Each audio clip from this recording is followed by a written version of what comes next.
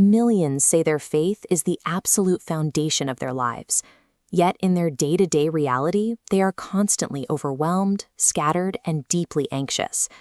There is a massive, measurable gap between passively believing in an idea and actively surrendering operational control to it. You can agree that God should be first without actually letting that belief drive your schedule, your budget, or your reactions. If you don't deliberately decide how your life is ordered, external pressures will make the decision for you. Your career, your fears, and other people's expectations will quickly fill the void and dictate how you spend your energy. This matrix maps a reactive versus proactive life. The left column, passive assent, means belief without execution. Unfiltered demands leave you scattered and overwhelmed. The right column, active prioritization, requires intentional habits. Putting God first creates the alignment and resilience you see here. Getting from the left column to the right column requires 7 specific operational shifts in how you handle your days, and each of these shifts comes with a real-world cost. Rebuilding your foundation is a structural overhaul. You have to sacrifice immediate comfort and control up front to secure long-term stability. This table tracks the actual inputs, trade-offs, and outcomes of a God-first lifestyle. We start with the most finite resource you have, your time. The input here is allocating the first moments of your day to spiritual focus, not the leftovers when you are exhausted, but the prime hours, creating clarity before the world starts pulling at you. The trade-off is giving up immediate morning dopamine. You have to ignore the urge to scroll your phone in bed and endure the friction of waking up earlier to sit in quiet intentionality. Row 2 addresses anxiety. The input required here is the active, daily transfer of the burdens you cannot control, rather than hoarding them in your own mind. The outcome is a compounding, steady peace. To get that peace, you must endure the profound discomfort of not having an immediate, visible fix to your problems. You have to release the illusion that you can predict every outcome. Row 3 is your decision-making protocol.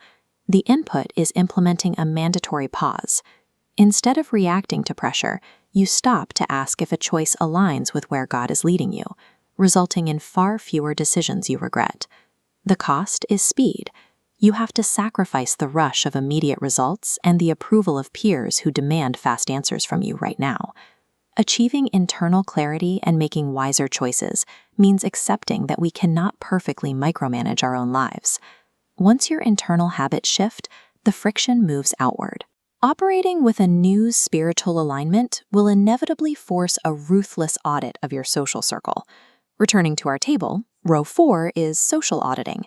The input is refusing to force connections that no longer fit and actively submitting your relationships to new standards of patience and discernment. The trade-off is harsh. Some people will not understand your growth and will distance themselves. You have to accept the discomfort of temporary isolation while your circle is refined. When the crowd thins out and people pull away, you are forced to confront where your core identity actually comes from. That brings us to row 5, the identity baseline. The input is rooting your self-worth in unchanging spiritual truths rather than volatile external metrics, which produces a stable, quiet confidence. The trade-off means completely abandoning the habit of building your worth on your career performance, your financial status, or how you compare to everyone else on social media. A competence that survives failure and isolation only develops when you stop outsourcing your value to the opinions of others. These first 5 shifts are structurally sound, but they will collapse without the endurance to maintain them during difficult, inconsistent seasons. Row 6 measures habitual discipline. The input is making the repetitive, daily choice to focus on alignment, even on the days when your motivation is at absolute zero. Because you are training the brain to prioritize values over fleeting feelings, that same muscle memory begins to govern your professional deadlines and physical health routines. The required trade-off is the death of the quick fix mentality. You have to endure the messy, boring, repetitive phase of habit building without demanding instant gratification. When that discipline is locked in, it creates the final macro-level shift in how you process pain and adversity. Row 7 is your perspective on adversity. The input here is changing your internal response. Instead of asking, "Why is this happening to me?" you ask, "What is God building through this?" To do that, you must sacrifice the right to play the victim. You have to bear the cognitive load of trusting there is an unseen purpose, even when your immediate reality hurts. Pain stops being a pointless, random setback. It becomes a highly functional tool for growth and preparation.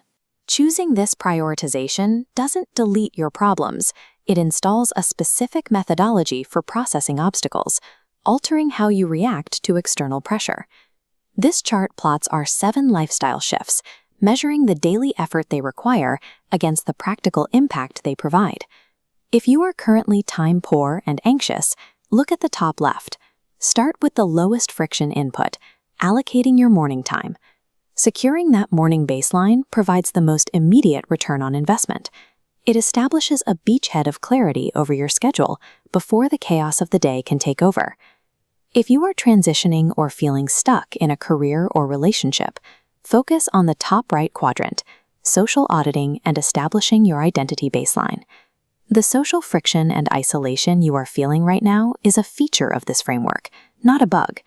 When your circle thins out, do not retreat to old habits just to feel comfortable. The overarching trade-off of this entire system comes down to control. You are trading the exhausting, impossible task of trying to manipulate your own universe for the quiet confidence of trusting the one who already sees the full picture. The daily inputs of this lifestyle require immense, consistent sacrifice, but the compounding dividend is a life driven by unwavering purpose rather than suffocating pressure.